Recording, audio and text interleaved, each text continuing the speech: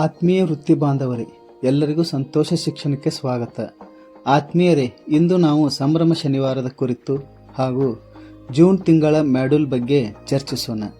ಈ ಕುರಿತು ಮಾಹಿತಿ ಹಂಚಿಕೊಳ್ಳಲು ನಮ್ಮೊಂದಿಗೆ ನಮ್ಮ ಸ್ಟುಡಿಯೋದಲ್ಲಿ ಜಯಲಕ್ಷ್ಮಿ ಎಚ್, ಶಿಕ್ಷಕಿಯರು KPS ಗುಡಿಗೇರಿ, ತಾಲೂಕ್ ಕುಂದಗೋಳ ಇವರು ಆಗಮಿಸಿದ್ದಾರೆ. ಮೇಡಮ್, ತಮಗೆ ಸಂತೋಷ ಶಿಕ್ಷಣಕ್ಕೆ ಸ್ವಾಗತ. ಧನ್ಯವಾದಗಳು. ತಮಗೂ ಕೂಡ ಇಂದಿನ ಕಾರ್ಯಕ್ರಮಕ್ಕೆ ಸ್ವಾಗತಿಸ್ತೇನೆ.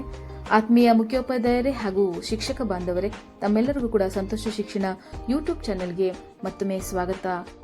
ಮೇಡಮ್, ಸಂಭ್ರಮ ಶನಿವಾರ ಕಾರ್ಯಕ್ರಮದ ಅನುಷ್ಠಾನದ ಕುರಿತು ಹಾಗೂ ಈ ಜೂನ್ ತಿಂಗಳ 3ನೇ ಶನಿವಾರದಂದು ಯಾವ ಮೆಡುಲನ್ನು ನಾವು ನಿರ್ವಹಿಸಬೇಕು ಎಂಬುದರ ಬಗ್ಗೆ ಮಾಹಿತಿಯನ್ನು ಹಂಚಿಕೊಳ್ಳಬೇಕು. Over to Jayalakshmi madam. DSCRTಯ ಸುತ್ತೋಲೆಯ ಪ್ರಕಾರ ರಾಜ್ಯದ ಪ್ರತಿ ಶಾಲೆಯಲ್ಲಿ ವಿದ್ಯಾರ್ಥಿಗಳಿಗೆ ಶಾಲಾ ಬ್ಯಾಗ್ ಹೊರೆಯನ್ನು ತಗ್ಗಿಸಲು ಹಾಗೂ ಸಂತಸದಾಯಕ ಕಲಿಕೆಗಾಗಿ ಪ್ರತಿ ತಿಂಗಳು 3ನೇ ಶನಿವಾರ ಬ್ಯಾಗ್ ರಹಿತ ದಿನವನ್ನಾಗಿ ಸಂಭ್ರಮ ಶನಿವಾರ ಆಚರಿಸಲು ಆದೇಶ ಆಗಿರ್ತಕ್ಕಂಥದ್ದು ನಮಗೂ ನಿಮಗೂ ಕೂಡ ತಿಳಿದಿರತಕ್ಕಂಥ ವಿಚಾರವಾಗಿದೆ. ಆ ನಿಟ್ಟಿನಲ್ಲಿ ವಿದ್ಯಾರ್ಥಿಗಳನ್ನು ಬಹುಮುಖ ಚಟುವಟಿಕೆಗಳಲ್ಲಿ ತೊಡಗಿಸುವುದು ಇದರ ಪ್ರಮುಖ ಉದ್ದೇಶವಾಗಿರುತ್ತೆ.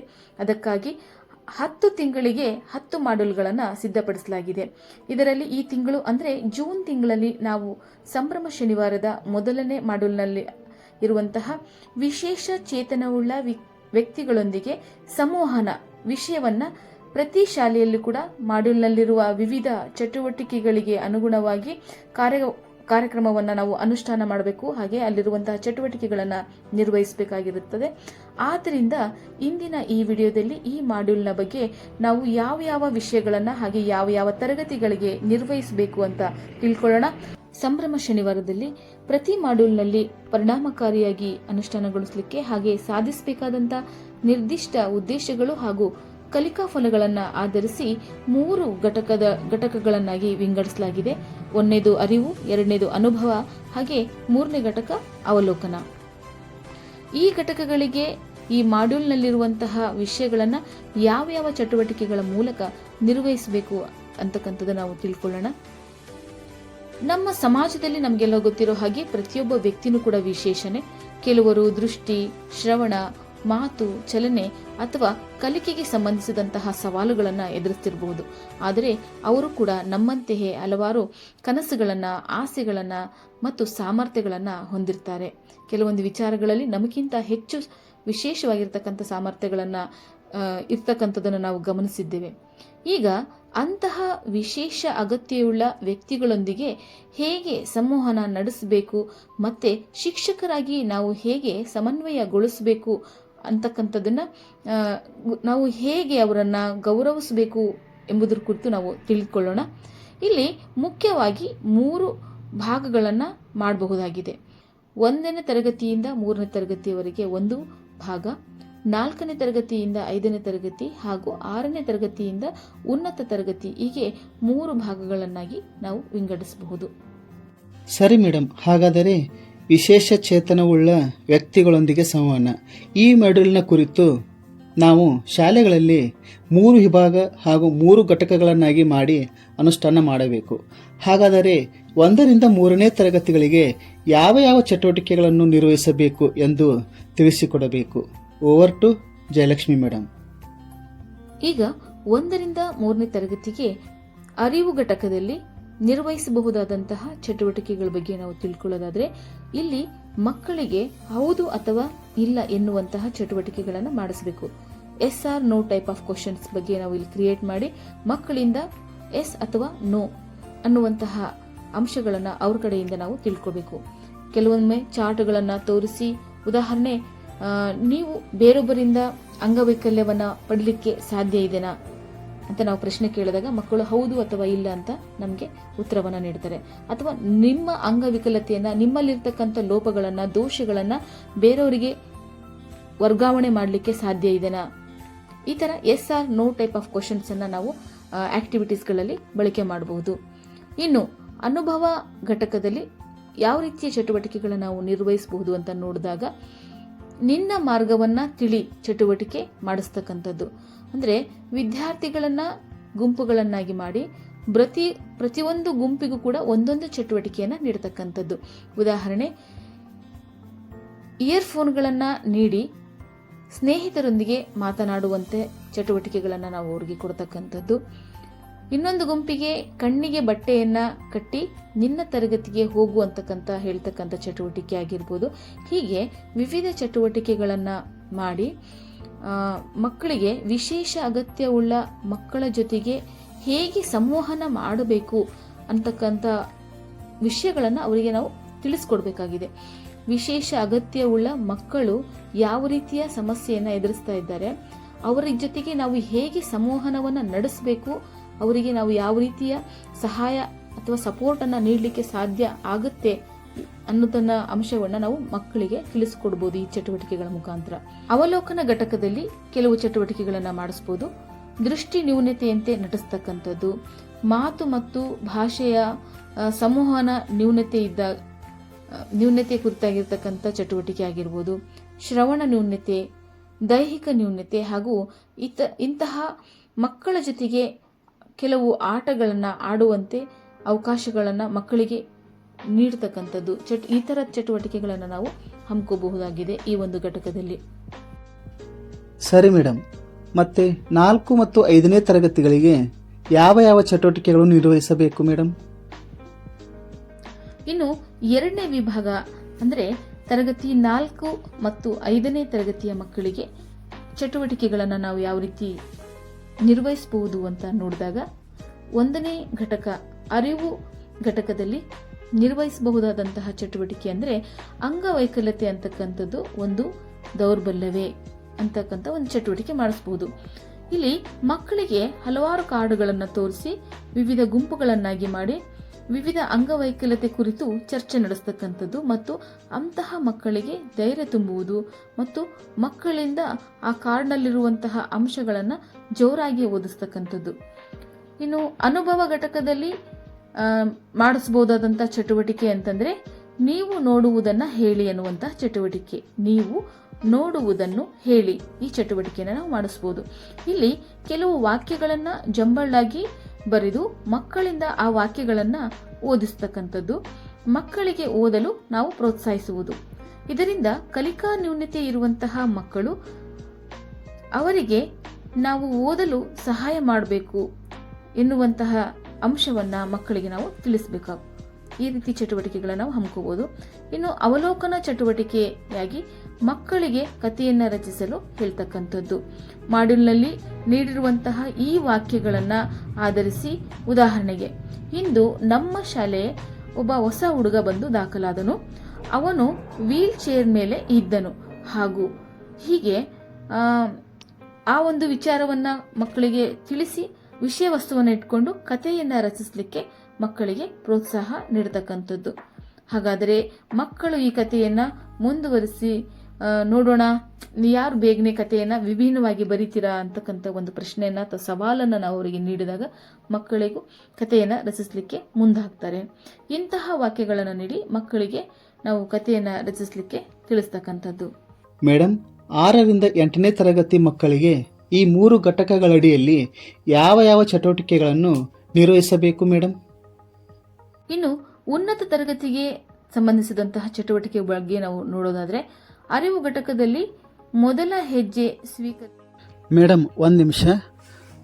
ರಾಧಾಳ ಕುಟುಂಬ ಈ ಕಥೆಯನ್ನು ವಿಡಿಯೋ ರೂಪದಲ್ಲಿ ದ್ಯಾಪುರ್ ಸರ್ ಅವರು ನಿರೂಪಣೆ ಮಾಡಲಿದ್ದಾರೆ. ಆ ವಿಡಿಯೋವನ್ನು ತಾವು ವೀಕ್ಷಿಸಬಹುದು ಮತ್ತು ಮಕ್ಕಳಿಗೂ ಕೂಡ ಈ ಒಂದು ಕಥೆಯನ್ನು ತೋರಿಸಬಹುದಾಗಿದೆ. ಮೇಡಮ್, ಇನ್ನು ಅನುಭವ ಘಟಕದಲ್ಲಿ ನಾವು ನಿರ್ವಹಿಸಬಹುದಾದಂತಹ ಚಟುವಟಿಕೆ ನೋಡೋದಾದರೆ, ನಿಮ್ಮ ಶಾಲೆಯ ಸಮನ್ವಯ ಶಿಕ್ಷಣ ಸ್ನೇಹಿಯಾಗಿದೆಯೇ, ನಿಮ್ಮ ಶಾಲೆ ಸಮನ್ವಯ ಶಿಕ್ಷಣಕ್ಕೆ ಸಹಕಾರಿಯಾಗಿದೆಯೇ ಎನ್ನುವಂತಹ ಒಂದು ಅಂಶವನ್ನು ನೀಡಿ ಮಕ್ಕಳಿಗೆ ಅದನ್ನು ಚರ್ಚೆ ಮಾಡಲಿಕ್ಕೆ ತಿಳಿಸ್ತಕ್ಕಂಥದ್ದು. ಇಲ್ಲಿ ವಿದ್ಯಾರ್ಥಿಗಳನ್ನು ಗುಂಪು ಗುಂಪಾಗಿ ಮಾಡಿ ಇಲ್ಲಿ ತೋರಿಸಿರುವಂತಹ ಪ್ರಶ್ನೆಗಳಿಗೆ ಉತ್ತರಗಳನ್ನು ಹುಡುಕ್ಲಿಕ್ಕೆ ಹೇಳ್ತಕ್ಕಂಥದ್ದು. ಶಾಲೆಯ ಸುತ್ತಮುತ್ತ ವಿಶೇಷ ಅಗತ್ಯವುಳ್ಳುವಂತಹ ಮಕ್ಕಳಿಗೆ ಪ್ರವೇಶಕ್ಕೆ ಏನಾದರೂ ತೊಂದರೆ ಆಗುತ್ತೋ, ತರಗತಿ ಕೊಠಡಿಗೆ ಅಥವಾ ಶೌಚಾಲಯಗಳಿಗೆ ಹೋಗಬೇಕಾದ್ರೆ ಅಂತಹ ವಿದ್ಯಾರ್ಥಿಗಳಿಗೆ ಅನುಕೂಲಕರವಾಗಿರುವಂತಹ ಪರಿಸರ ನಿರ್ಮಿತ ಆಗಿದೆಯೋ ನಮ್ಮ ಶಾಲೆಯಲ್ಲಿ ಎನ್ನುವಂತಹ ಪ್ರಶ್ನೆಗಳನ್ನು ವಿದ್ಯಾರ್ಥಿಗಳು ತಮಗೆ ತಾವೇ ಹಾಕಿಕೊಂಡು ಉತ್ತರಗಳನ್ನು ಪಡಿತಕ್ಕಂತಹ ಒಂದು ಚಟುವಟಿಕೆಯನ್ನು ನಾವು ಈ ಒಂದು ಅನುಭವ ಘಟಕದಲ್ಲಿ ನೀಡಬಹುದಾಗಿದೆ. ಇನ್ನು ಅವಲೋಕನ ಘಟಕದಡಿಯಲ್ಲಿ ಬಣ್ಣವನ್ನ ತಿಳಿಯೋಣ ಚಟುವಟಿಕೆಯನ್ನು ನಿರ್ವಹಿಸಬಹುದು. ವಿದ್ಯಾರ್ಥಿಗಳನ್ನು ಜೋಡಿಗಳಾಗಿ ವಿಂಗಡಿಸಿ ಮತ್ತು ಅವರಿಗೆ ಚಾರ್ಟ್, ಹಾಳೆಗಳನ್ನು ಮತ್ತು ಪೆನ್ನು, ಪೆನ್ಸಿಲ್ ಅವುಗಳನ್ನು ನೀಡಿ ಪ್ರತಿಯೊಂದು ಜೋಡಿಗೂ ಅದನ್ನ ಒಂದು ಥೀಮನ್ನು ಆಯ್ಕೆ ಮಾಡಿಕೊಂಡು ಆ ಥೀಮ್ನಲ್ಲಿರುವಂತಹ ಸಂದೇಶಕ್ಕೆ ತಕ್ಕಂತೆ ಒಂದು ಪೋಸ್ಟರ್ ತಯಾರು ಮಾಡಲಿಕ್ಕೆ ಹೇಳ್ತಕ್ಕಂಥದ್ದು. ಆತ್ಮೀಯರೇ, ಹಲವಾರು ಚಟುವಟಿಕೆಗಳನ್ನು ತಿಳಿಸಿದಂತೆ ಶಾಲೆಗಳಲ್ಲಿ ಅನುಷ್ಠಾನ ಮಾಡಿಸುವುದರ ಜೊತೆಗೆ ನಾವು ಒಂದು ಪ್ರತಿಜ್ಞೆಯನ್ನು ಕೂಡ ಮಕ್ಕಳಿಂದ ಹೇಳಿಸಬೇಕಾಗುತ್ತೆ. ಮಕ್ಕಳಿಗೆ ವಿಶೇಷ ಅಗತ್ಯವುಳ್ಳ ಮಕ್ಕಳ ಬಗ್ಗೆ ಅನುಕಂಪ ಬೇಡ, ಅವರಿಗೆ ಅವಕಾಶವನ್ನು ಒದಗಿಸಬೇಕು ಅಂತೆ ಅವರನ್ನು ಒಳಗೊಂಡಂತಹ ಸಮನ್ವಯ ಶಿಕ್ಷಣದ ಅವಶ್ಯಕತೆ ಇದೆ ಅಂತ ನಾವು ತಿಳಿಸಬೇಕು. ಇದೇ ಈ ಒಂದು ಮಾಡ್ಯೂಲ್ನ ಅಂದರೆ ಜೂನ್ ತಿಂಗಳ ಸಂಭ್ರಮ ಶನಿವಾರದ ಮೊದಲ ಮಾಡ್ಯೂಲ್ನ ಉದ್ದೇಶ ಆಗಿರುತ್ತೆ. ಆತ್ಮೀಯರೇ, ಈ ತಿಂಗಳ ಸಂಭ್ರಮ ಶನಿವಾರದ ಮಾಡ್ಯೂಲ್ನಲ್ಲಿ ಸೂಚಿಸಿದಂತಹ ಚಟುವಟಿಕೆಗಳನ್ನು ಆಯೋಜನೆ ಮಾಡೋದ್ರ ಜೊತೆಗೆ ಇನ್ನೂ ಕೆಲವು ಸಲಹಾತ್ಮಕ ಚಟುವಟಿಕೆಗಳನ್ನು ಕೂಡ ನಾವು ತರಗತಿ ಕೋಣೆಯಲ್ಲಿ ನಿರ್ವಹಿಸಬಹುದಾಗಿದೆ. ಅವು ಯಾವುವು ಅಂತಂದರೆ, ವಿಶೇಷ ಅಗತ್ಯವುಳ್ಳ ಮಕ್ಕಳಿಗೆ ಬೇಕಾಗುವಂತಹ ಸಾಮಗ್ರಿಗಳನ್ನು ಪಟ್ಟಿ ಮಾಡಿಸುವಂತಹ ಚಟುವಟಿಕೆ, ಸಾಧನೆಗೈದಂತಹ ವಿಶೇಷ ಚೇತನ ವ್ಯಕ್ತಿಗಳನ್ನು ಪರಿಚಯಿಸಿ ಮಕ್ಕಳೊಂದಿಗೆ ಸಂವಾದ ನಡೆಸ್ತಕ್ಕಂಥದ್ದು, ಸಾಧನೆಗೆ ಅಂಗವೈಕಲ್ಯತೆ ಅಡ್ಡಿಯಾಗಲಾರದು ಎಂಬುವಂತಹ ಪರಿಕಲ್ಪನೆ ಮೂಡಿಸ್ತಕ್ಕಂಥದ್ದು, ವಿಶೇಷ ಚೇತನ ವ್ಯಕ್ತಿಗಳ ಸಾಧನೆ ಮಾಡಿದಂತಹ ಸಾಧಕರ ವಿಡಿಯೋಗಳನ್ನು ಪ್ರದರ್ಶನ ಮಾಡ್ತಕ್ಕಂಥದ್ದು, ಹಾಗೆ ಸರ್ಕಾರದಿಂದ ವಿಶೇಷ ಚೇತನರಿಗೆ ದೊರೆಯುವಂತಹ ವಿವಿಧ ಸೌಲಭ್ಯಗಳ ಕುರಿತು ಪರಿಚಯಾತ್ಮಕ ಕಾರ್ಯಕ್ರಮವನ್ನು ಆಯೋಜನೆ ಮಾಡ್ತಕ್ಕಂಥದ್ದು, ಕ್ರೀಡೆ, ಸಂಗೀತ, ಸಾಹಿತ್ಯ, ನಾಟಕ, ಸಾಂಸ್ಕೃತಿಕ ಕಾರ್ಯಕ್ರಮಗಳಲ್ಲಿ ಮತ್ತು ಸಾಮಾಜಿಕ ಕ್ಷೇತ್ರಗಳಲ್ಲಿ ಸಾಧನೆ ಮಾಡಿದಂತಹ ಸ್ಥಳೀಯವಾಗಿ ಲಭ್ಯ ಇರುವಂತಹ ವಿಶೇಷ ಚೇತನ ವ್ಯಕ್ತಿಗಳಿಂದ ಉಪನ್ಯಾಸ ಮಾಡಿಸ್ತಕ್ಕಂಥದ್ದು, ವಿವಿಧ ಸ್ಪರ್ಧೆಗಳನ್ನು ಏರ್ಪಡಿಸ್ತಕ್ಕಂಥದ್ದು, ಪ್ರಬಂಧ, ಚಿತ್ರಕಲೆ, ಚರ್ಚೆ, ಹೀಗೆ ಇನ್ನೂ ಮುಂತಾದ ಚಟುವಟಿಕೆಗಳನ್ನು ನಾವು ಶಾಲಾ ಹಂತದಲ್ಲಿ ಮಕ್ಕಳಿಗೆ ಆಯೋಜನೆ ಮಾಡಬಹುದಾಗಿದೆ. ಇನ್ನು ಹೆಚ್ಚಿನ ಮಾಹಿತಿಗಾಗಿ DSCRT ಒಂದು ಪ್ರಕಟಿಸಿರುವಂತಹ ಮಾಡ್ಯೂಲ್ನಲ್ಲಿ ಸುತ್ತೋಲೆಯಲ್ಲಿರುವಂತಹ ವಿಷಯವನ್ನು ಸಂಪನ್ಮೂಲವನ್ನಾಗಿ ಬಳಸಿಕೊಂಡು ಹಾಗೆ ಚರ್ಚಿಸಲಾಗಿರುವಂತಹ ಮಾಹಿತಿಯನ್ನು ಆಧಾರವಾಗಿಟ್ಟುಕೊಂಡು ಶಾಲೆಗಳಲ್ಲಿ ನಾವೆಲ್ಲರೂ ಸಂಭ್ರಮ ಶನಿವಾರವನ್ನು ಉತ್ತಮ ರೀತಿಯಾಗಿ ಅನುಷ್ಠಾನಗೊಳಿಸೋಣ ಅಂತ ಹೇಳ್ತಾ, ಆತ್ಮೀಯರೇ, ಇನ್ನೂ ಹಲವಾರು ವಿಚಾರಗಳೊಂದಿಗೆ ಮತ್ತೊಂದು ವಿಡಿಯೋದೊಂದಿಗೆ ತಮ್ಮ ಮುಂದೆ ಬರ್ತೇವೆ. ಅಲ್ಲಿವರೆಗೂ ವೀಕ್ಷಿಸಿದ್ದಕ್ಕಾಗಿ, ಆಲಿಸಿದ್ದಕ್ಕಾಗಿ ತಮಗೆ ಅನಂತ ಧನ್ಯವಾದಗಳನ್ನು ಸಂತೋಷ ಶಿಕ್ಷಣ ಯೂಟ್ಯೂಬ್ ಚಾನೆಲ್ನ ಪರವಾಗಿ ಅರ್ಪಿಸ್ತಾ ಇದ್ದೇವೆ. ಧನ್ಯವಾದಗಳು. Thank you madam. ಆತ್ಮೀಯ ವೃತ್ತಿ ಬಾಂಧವರೇ, ಜಯಲಕ್ಷ್ಮಿ ಎಚ್ ಮೇಡಮ್ ಅವರು ನಮಗೆ ಸಂಭ್ರಮ ಶನಿವಾರದ ಜೂನ್ ತಿಂಗಳ ಮಾಡ್ಯೂಲ್ನಲ್ಲಿ ವಿಶೇಷ ಚೇತನವುಳ್ಳ ಮಕ್ಕಳೊಂದಿಗೆ ಯಾವ ರೀತಿ ಸಂವಹನ ಮಾಡಬೇಕು ಎನ್ನುವುದನ್ನು ಮಾಡ್ಯೂಲ್ನಲ್ಲಿ ಇರತಕ್ಕಂಥ ಅಂಶಗಳನ್ನು ವಿವರವಾಗಿ ತಿಳಿಸಿಕೊಟ್ಟಿದ್ದಾರೆ. ಮೇಡಮ್, ತಮ್ಮ ಮಾಹಿತಿಗಾಗಿ ತಮಗೆ ಸಂತೋಷ ಶಿಕ್ಷಣ ಚಾನೆಲ್ ವತಿಯಿಂದ ತುಂಬು ಹೃದಯದ ಧನ್ಯವಾದಗಳು. ದ್ಯಾಪೂರ್ ಸರ್ ಅವರ ನಿರೂಪಣೆಯಲ್ಲಿ ರಾಧಾಳ ಕುಟುಂಬ ಕಥೆಯನ್ನು ವಿಡಿಯೋ ರೂಪದಲ್ಲಿ ನೋಡೋಣ. ಆತ್ಮೀಯರೇ, ಈ ವಿಡಿಯೋ ಕಥೆಯನ್ನು ತಮ್ಮ ಮಕ್ಕಳಿಗೂ ಕೂಡ ತೋರಿಸಬಹುದಾಗಿದೆ.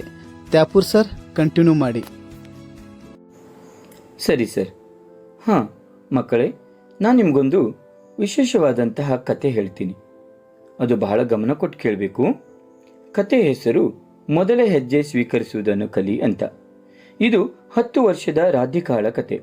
ರಾಧಿಕಾಳ ತಾಯಿ ಗೃಹಿಣಿ ಹಾಗೂ ಆಕೆಯ ತಂದೆ ಅಂಗಡಿಯೊಂದನ್ನು ಇಟ್ಟುಕೊಂಡಿದ್ದಾರೆ. ರಾಧಿಕಾ ತನ್ನ ಹೆತ್ತವರ 3ನೇ ಮತ್ತು ಕಿರಿಯ ಮಗು. ಅವಳಿಗೆ 2 ಹಿರಿಯ ಸಹೋದರಿಯರಿದ್ದಾರೆ. ಅವಳು ಜನಿಸುವಾಗ ಇತರ ಸಾಮಾನ್ಯ ಮಕ್ಕಳಂತೆ ಇದ್ದಳು.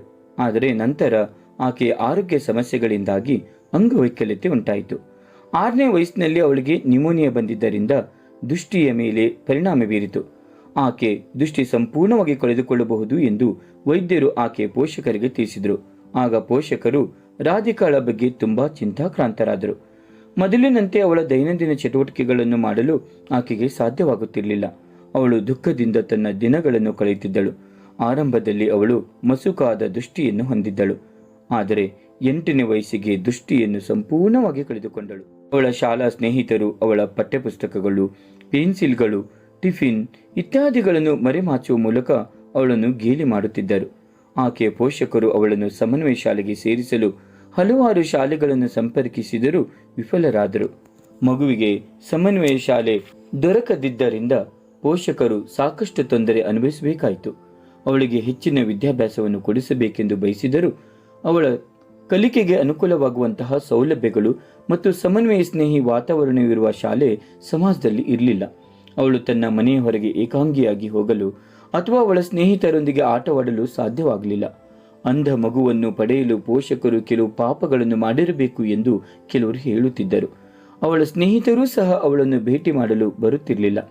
ಸುಮಾರು 1 ವರ್ಷದ ನಂತರ ಆಕೆಯ ಪೋಷಕರು ಹೊಸ ಶಾಲೆಯಲ್ಲಿ ಅವಳನ್ನು ದಾಖಲಿಸಿದರು. ಅಧ್ಯಾಯಗಳನ್ನು ಗಟ್ಟಿಯಾಗಿ ಓದಲು ತನ್ನ ಹೊಸ ಸ್ನೇಹಿತರಿಂದ ಸಹಕಾರ ಪಡೆದಳು. ಅವಳ ಶಿಕ್ಷಕರು ಉಪನ್ಯಾಸಗಳನ್ನು ರೆಕಾರ್ಡ್ ಮಾಡಿ ಅವಳಿಗೆ ನೀಡುತ್ತಿದ್ದರು. ಅವಳು ಇತ್ತೀಚೆಗೆ ಶಾಲಾ ಮಟ್ಟದ ಕಬಡ್ಡಿಯಲ್ಲಿ ಭಾಗವಹಿಸಿದಳು ಹಾಗೂ ಅವಳ ತಂಡವು ಗೆದ್ದಿತು.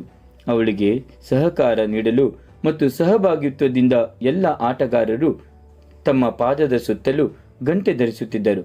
ಅವಳು ಈಗ ತುಂಬ ಸಂತೋಷವಾಗಿದ್ದಾಳೆ ಮತ್ತು ಚೆನ್ನಾಗಿ ಕಲಿಯುತ್ತಿದ್ದಾಳೆ. ಕೇಳಿದ್ರಲ್ಲ ಮಕ್ಕಳೇ, ನಿಜವಾಗಿಯೂ ವಿಶೇಷ ಅಗತ್ಯವುಳ್ಳ ಮಕ್ಕಳಿಗೆ ನಾವು ಎಲ್ಲ ಚಟುವಟಿಕೆಗಳಲ್ಲಿ ಅವಕಾಶ ಕೊಟ್ಟು ಸಹಾಯ ಸಹಕಾರ ನೀಡಿದರೆ ಅವರು ಕೂಡ ಎಲ್ಲದರಲ್ಲೂ ಮುಂದೆ ಬರ್ತಾರೆ ಅನ್ನೋದು ಈ ಕಥೆಯಿಂದ ಗೊತ್ತಾಗ್ತದೆ. ನೀವು ಸಹಕಾರ ನೀಡ್ತಿರಲ್ಲ ಮಕ್ಕಳೇ? Thank you. ಅದೇ ರೀತಿಯಾಗಿ ಅರಿವು ಘಟಕದಡಿಯಲ್ಲಿ 6ರಿಂದ 8ನೇ ತರಗತಿ ಮಕ್ಕಳಿಗೆ ಮೊದಲ ಹೆಜ್ಜೆ ಸ್ವೀಕರಿಸುವುದನ್ನು ಕಲಿ ಚಟುವಟಿಕೆಯಲ್ಲಿ ಬರುವ ಕಥೆಯ ನಿರೂಪಣೆಯನ್ನು ಮಾಡಿದಂತಹ NB ದ್ಯಾಪೂರ್ ಸರ್ ಅವರಿಗೂ ಕೂಡ ಧನ್ಯವಾದಗಳನ್ನು ತಿಳಿಸುತ್ತಾ ಈ ಒಂದು ಚರ್ಚೆಯಲ್ಲಿ ಭಾಗವಹಿಸಿದ್ದಕ್ಕಾಗಿ ಎಲ್ಲ ವೃತ್ತಿ ಬಾಂಧವರಿಗೂ ಕೂಡ ಧನ್ಯವಾದಗಳನ್ನು ತಿಳಿಸುತ್ತಾ ಈ ಚರ್ಚೆಯನ್ನು ಇಲ್ಲಿಗೆ ಮುಗಿಸುತ್ತೇವೆ. ಮುಂದಿನ ಚರ್ಚೆಯಲ್ಲಿ ಮತ್ತೆ ನಾವು ಭೇಟಿಯಾಗೋಣ. ಎಲ್ಲರಿಗೂ ಧನ್ಯವಾದಗಳು.